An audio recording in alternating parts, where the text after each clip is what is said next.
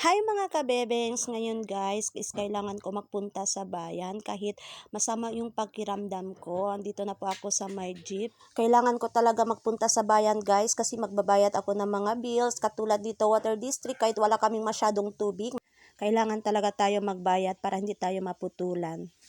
Ang sunod kong pinuntahan is yung electric bill namin. Grabe, sobrang taas guys. Ngayon, biruin nyo, naka 2K plus, parang naka-aircon na po kami. Tingnan nyo guys yung itsura ko. Masama talaga yung pakiramdam ko dyan guys. Pagkatapos kong magbayad, syempre, kumain muna ako guys kasi sobrang gutom na talaga ako guys. Ito pala yung pagkain ko guys. Merong batchoy at saka ito. Gutom talaga yung lola nyo guys. Pagkatapos magbayad ng mga bills, syempre kumain naman ako guys. Ito pala guys, ito yung mga kabebeng supporters ko. Uy, lagi daw sila nanonood ng mga videos ko. Shoutout sa inyo dyan. Yung mga, ang gaganda nila guys. So, Brian, tawang-tawa sila guys kasi sabi ko, isasali ko sila sa vlog ko. So, ayan guys, nakasali nga talaga sila. So, ito din yung nag-video. Sabi ko, isasali ko din siya. O, ayan, tingnan nyo. Marites talaga yan. Shoutout sa'yo, Langga.